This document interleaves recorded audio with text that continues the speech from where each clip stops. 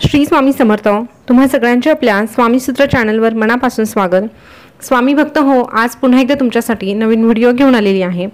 आजच्या व्हिडिओमध्ये आपण संकष्टी चतुर्थीला करण्याचा एक छोटासा उपाय जाणून घेणार आहोत। सेवाही म्हणू शकता तुम्ही त्याला।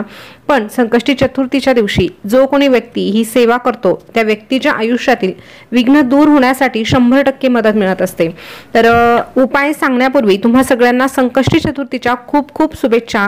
तुमच्यावर गणपती बाप्पांचा आशीर्वाद कायम राहो आणि तुमच्या आयुष्यातील सगळी विघ्न गणपती बाप्पांच्या आशीर्वादाने दूर हो, एवढीच स्वामींच्या चरणी प्रार्थना करते आणि आजचा जो उपाय आहे तो सांगायला सुरुवात करते। तर स्वामी भक्त हो, संकष्टी चतुर्थी निमित्त आपल्याला दिवसभरामध्ये कुठली कामं करायची असतात या संबंधीचा व्हिडिओ आपल्या चॅनलवरती ऑलरेडी आहे, तो तुम्ही बघू शकतात। या व्यतिरिक्त सेवा तर आपल्याला करायच्याच असतात, जसं की गणपती अथर्व शीर्ष म्हणून गणपती बाप्पांच्या मूर्तीवर अभिषेक आपल्याला घालायचाच असतो। जो कोणी हे तीर्थ पितो किंवा लहान मुलं घरात असतील किंवा शैक्षणिक क्षेत्रामध्ये ज्यांना अडचणी येत असतील त्यांना जर हे तीर्थ तुम्ही प्यायला दिलं तर नक्कीच त्यांच्या शैक्षणिक क्षेत्रामध्ये प्रगती होण्यासाठी मदत मिळत असते। तुम्ही अनुभव घेऊन बघा आणि मग कमेंट करून सांगा। तर असो, ह्या गोष्टी आपण कालच्या व्हिडिओमध्ये बघितलेल्या होत्या, ज्यांनी कोणी बघितल्या नसतील त्यांच्यासाठी थोडक्यात सांगितलं। पण आजचा जो मेन उपाय आहे तो आपल्याला कशासाठी करायचा तर बघा, एखादी तुमची खूप अशी अडचण आहे की ती सुटतच नाही, त्यासाठी अनेक प्रयत्न तुम्ही केलेले आहे किंवा एखादी अशी इच्छा आहे ज्यासाठी तुम्ही अनेक प्रयत्न करतात ती पूर्ण होण्यासाठी किंवा त्यासाठी जी काही आटापिटा आपण करावा लागतो तो तुम्ही करत आहात, पण तरीही ती इच्छाच तुमची पूर्ण होत नाही। तर तुम्हाला दोन गोष्टी करायच्या आहे। आता ती गोष्ट करण्यासाठी तुम्हाला संकल्प वगैरे घेण्याची गरज नाही, फक्त मनोभावे ती प्रार्थना गणपती बाप्पांकडे आपल्याला करायची आहे। आता दिवसभरामध्ये तुम्ही कधीही करू शकतात, संध्याकाळी केलं तरीही चालेल, तुमच्या वेळेनुसार तुम्ही हे करू शकतात। आता हा उपाय करताना जर तुम्हाला मंदिरात जाऊन करणं शक्य झालं तर तुम्ही मंदिरात जाऊन करा किंवा मग तुम्ही घरी केलं तरीही चालेल। बघा, आता तुम्हाला यासाठी काय लागणार तर तुम्हाला गुळ लागणार आहे। बघा, गणपती बाप्पांना मोदकाचा प्रसाद प्रिय आहे, लाडवाचा प्रसाद प्रिय आहे, हे आपण ऐकलेलं आहे। परंतु जर तुमचं एखादं संकट आहे जे सुटत नाही, त्यासाठी तुम्ही आवर्जून गुळ घ्यायचा आहे आणि तो गुळ थोडासा किसून किंवा त्याचे गोळे जर बनवता आले तर तशा पद्धतीने तुम्ही त्याचे 11 किंवा 21 गोळे बनवून घ्यायचे, छोटे छोटे लाडू बनवायचे, अगदी छोटे छोटे, आणि अशा प्रकारच्या गुळाच्या लाडवाचा नैवेद्य तुम्हाला गणपती बाप्पांना दाखवायचा आहे। आता तुम्हाला हे मंदिरात जाऊन करणं शक्य झालं तर तिकडे जाऊनच करा, पण नसेल तिकडे जाऊन शक्य झालं तर तुम्ही हे घरी करू शकतात। अशा पद्धतीचा हा नैवेद्य तुम्हाला गणपती बाप्पांना दाखवायचा आहे। आता यावेळेस तुमची इच्छा आहे, जी काही मनोकामना आहे ती देखील तुम्ही या ठिकाणी बोलू शकतात। आता हे तुम्ही एका संकष्टी चतुर्थीला केलं तरीही पुढची संकष्टी चतुर्थी येईपर्यंत तुमची इच्छा 100% पूर्ण झालेली असेल। फक्त ती इच्छा पूर्ण होण्यासाठी लागणारा कालावधी किंवा तुम्ही त्यासाठी घेतलेले प्रयत्न किती प्रामाणिकपणे आहे हे देखील बघणं गरजेचं आहे। तर अशा पद्धतीने तुम्हाला हा उपाय करायचा आहे।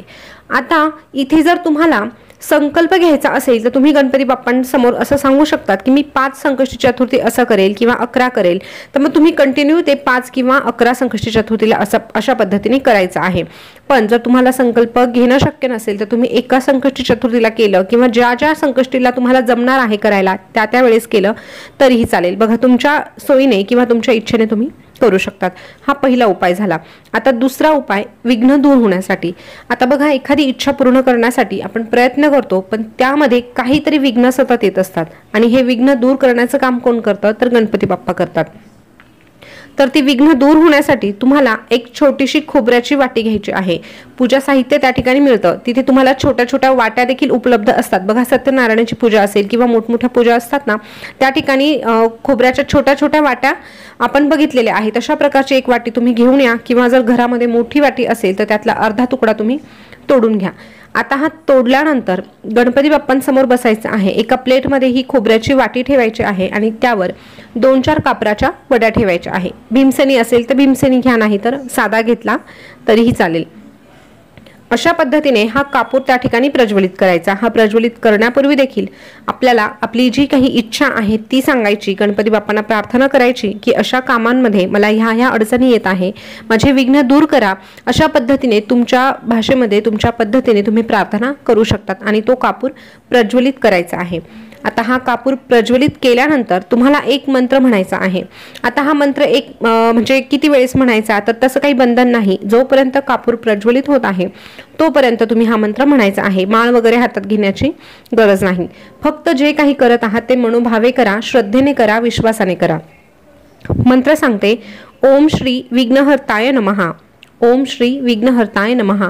हळूहळू स्पष्ट उच्चाराने हा मंत्र आपल्याला म्हणायचा आहे आणि असा भाव मनामध्ये निर्माण करायचा आहे की खरंच आपल्या इच्छा पूर्ण होत आहे आणि जी काही विघ्न आपल्या वाट्याला येत आहे ती गणपती बाप्पांच्या कृपेने दूर होत आहे। अशा प्रकारे भाव निर्माण केला तर आपोआप तशाच गोष्टी घडणार आहे। त्यामुळे हा एक उपाय देखील तुम्हाला करायचा आहे। दोनही उपाय किंवा सेवा म्हणू शकतात, दोनही तुमच्या लक्षात आलं असेल तर तुम्हाला त्याबद्दल शंका असेल तर विचारू शकतात। आता ते जे आपण गुळाचे जे लाडू बनवून ठेवले आहे त्याच्यानंतर काय करायचं तर हे बघा, तुम्ही मंदिरात जर ठेवलेलं असेल तर तिथे तो प्रसाद म्हणून तिथेच ठेवून यायचा आहे, पण जर तुम्ही घरात ठेवलेला असेल तर तो प्रसाद म्हणून आपण संध्याकाळच्या वेळेस किंवा थोड्या वेळाने आपण ते खाऊ शकतो। किंवा घरी केल्यानंतर जर पुन्हा तुम्हाला कुठे मंदिरात जाणं शक्य होत असेल तर तिथे नेऊन तो प्रसाद ठेवून दिला तरीही चालेल।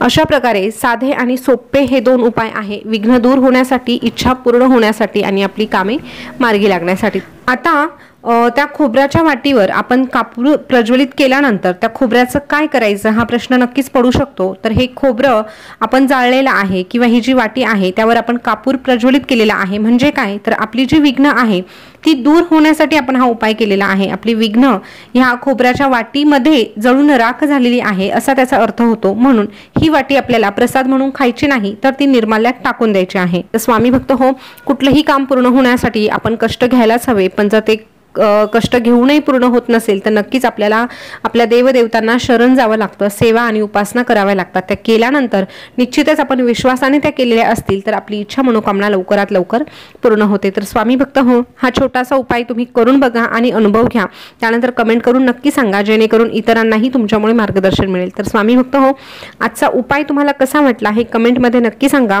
आणि अशीच नवनवीन सेवा किंवा असेच उपाय जाणून घेण्यासाठी आपल्या स्वामीसूत्र चॅनलला सबस्क्राईब करा, कारण आपल्या चॅनलवर रोजच व्हिडिओ येत असतात। त्याचं नोटिफिकेशन तुम्हाला मिळण्यासाठी बेल बटन प्रेस करणं गरजेचं आहे। तर पुन्हा भेटूया नवीन व्हिडिओ सोबत नवीन माहिती घेऊन, तोपर्यंत बोलत राहा श्री स्वामी समर्थ, जय जय स्वामी समर्थ, श्री स्वामी समर्थ, जय जय स्वामी समर्थ।